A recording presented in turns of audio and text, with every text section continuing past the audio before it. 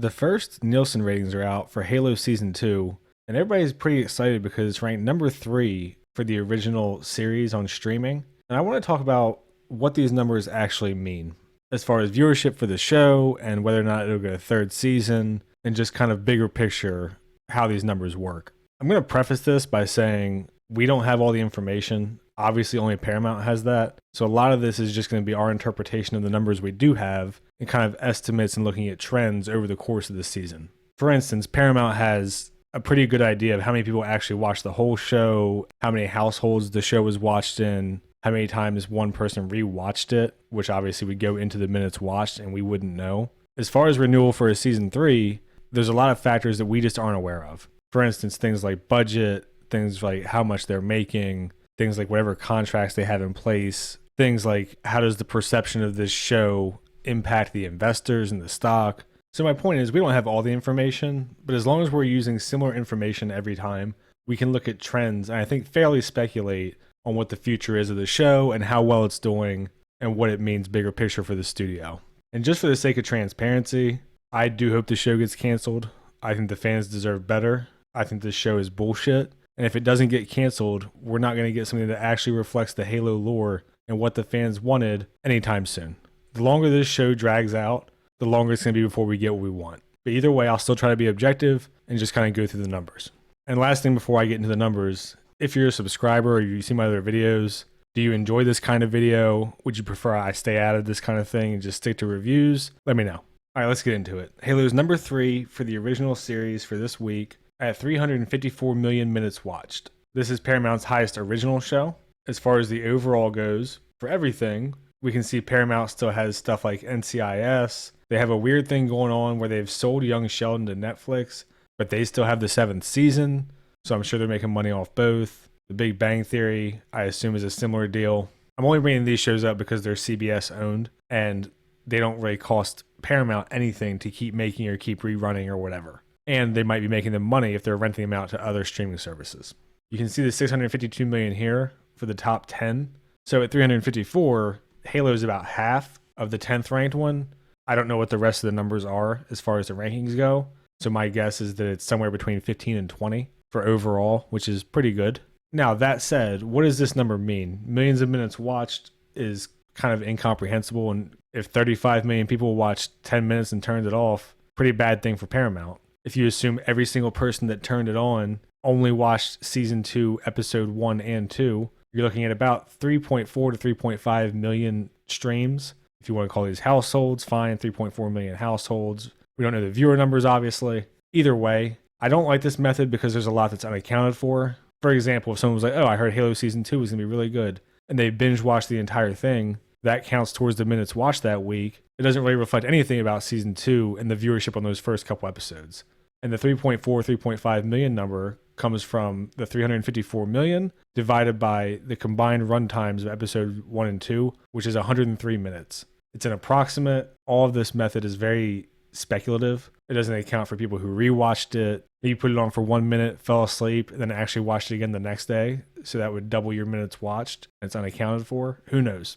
I see a lot of people who really enjoy the show thinking this is a good thing, this is really exciting. And I think the reality is we just don't know. And I'm going to explain why. When you're looking at this number, you want to compare it apples to apples as much as you can. Unfortunately, Paramount for season 1 didn't reveal their numbers beyond episode 1, and none of their stuff made it into the Nielsen top 10 because their subscription base was so much smaller compared to the other sites. But what we do know is that Halo set a new record as the service's most watched series in its first 24-hour release. This is from Deadline, and it beat out the Yellowstone prequel 1883 for the previous record for Paramount Plus. What Paramount Plus did reveal was that the previous record was 4.9 million viewers. Now, obviously, we don't know how they came up with this. We don't know if they mean 4.9 million households, if they mean 2.5 million, they just assumed that everyone watched with a partner. We don't know. But this is the number they gave us. This number you can see circulated around like every website from Deadline. I think this is interesting because we don't know what exactly this number means.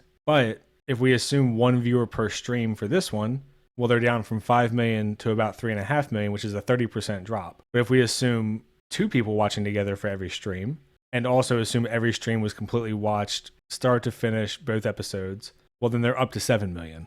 I'm just going to go with the 3.5 million number. because I don't know how to account for it. And with season 1, we're comparing 1 day to 4 days. And we have no clue really what Paramount's numbers mean or what the minutes watched means. Like I said, because of rewatches, rewatching the previous season, whatever the case may be. So if we're using this 3.5 million number, and because we don't know exactly what the Halo show brought in, I'm assuming 5 million. It could have been 6, 7, 8 million. We have no clue. At the time, this is March 2022, when the Halo show aired, and this is something I think is important to account for. Paramount had roughly 40 million subscribers. This is from Statista. You can look at all their sources and stuff on the right. You can see the link in the top of my screen there, or you can just Google it if you want. The thing that I think is interesting is we're assuming 5 million minimum out of 40 million. That's 1/8 of their subscriber base watched the premiere for Halo. About 12.5%, approximately. That's assuming 5 million. Obviously, you go up to 6, 7, 8 million. It changes all that. I'm just going to assume 5 because we don't know. And I kind of went with the minimum on the 3.5 million number. So I'm going to stick to the minimum on the 5 million number. The reason I bring this up is because when you look at the current subscriber base, they're up to about 68 million as of the fourth quarter of 2023. So 68, 70 million, somewhere in that range, approximately. So when you look at it that way, if you assume 3.5 million out of 68 million, you're looking at about 5% of the subscriber base that watched the first 2 episodes of Halo Season 2.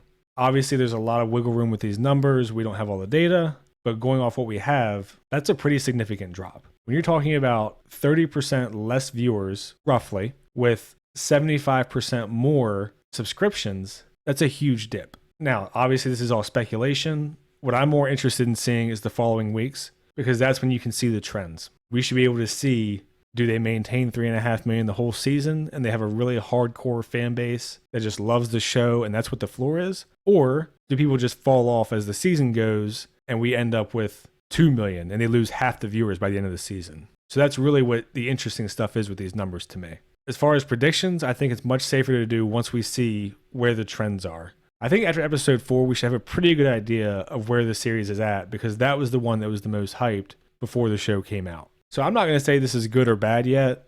These are just the numbers. But as far as what we know based on what we have, I don't think it's a good sign that your premiere is looking at a minimum of a 30% drop off from the previous season. And to go a little bit further into this, when you're talking about renewing the show, money has to be considered. CBS has these other cheap shows, these dramas, these reruns that they can just rent off, whatever. They don't have to make it.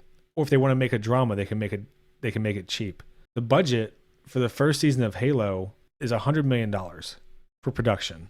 Everything you Google says 90. I saw The Guardian has it at 200 million. I have no idea why or where that number came from, but we assume quite a bit of marketing. They were running commercials during the AFC Championship game and stuff. So between production and marketing, you're looking at probably $150 million for season 1. And we don't know the budget for season 2, but we can clearly see that there's been a budget cut because the fights last season were in broad daylight. We had a lot of CGI elites and stuff. There was a lot of vehicles and big special effects in episode 5 and 9. This season, they've been using a lot of fog, a lot of darkness. A lot of the action is off screen.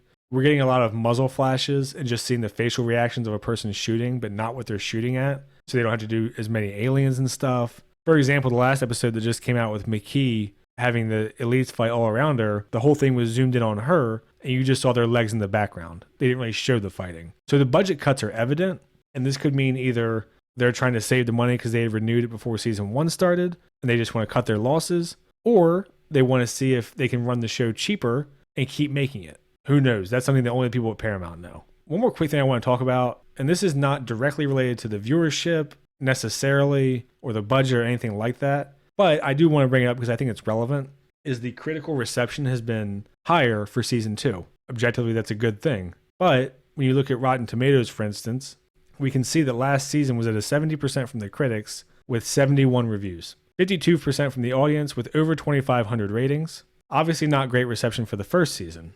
Looking at the second season, it's got a 94% on Rotten Tomatoes, much higher. However, it's only got 17 reviews. So you're looking at about a quarter of the reviews of the first season. Does that mean critics are interested? Does that mean they gave up after season 1? I don't know. 68% from the audience, obviously much better, but only 500 plus ratings, about a fifth of the ratings from the audience. Now, I don't know if these things necessarily imply that the audience shrunk substantially. But I just wanted to bring it up because people have been talking about the critical reception being so much higher. Is it higher because the show's improved? Is it higher because the only people watching it are the ones that like season 1? Is it both? Don't know. I don't want to go too long though. I just want to talk about these numbers because I see people saying online, oh, it is popular. It's number 3 in the originals. Obviously, number 3 is good, but what does that mean in comparison to last season? What does that mean for Paramount Plus money-wise? We just don't have those answers. But I wanted to look at it, talk about the numbers, and I kind of set up to talk about the trends as we get the reviews coming out weekly and kind of see where we're headed. Who knows, maybe they'll announce something for season 3 right away, or they'll announce it's canceled right away, and these numbers won't matter. If you're still here, comment, let me know what you think. Do you think I was unfair, fair? If you could tell me why would be good. If you're a usual subscriber, let me know what you think about this kind of video that's not just a movie review or a TV show review or whatever. And like and subscribe and all that shit. Thanks. See ya.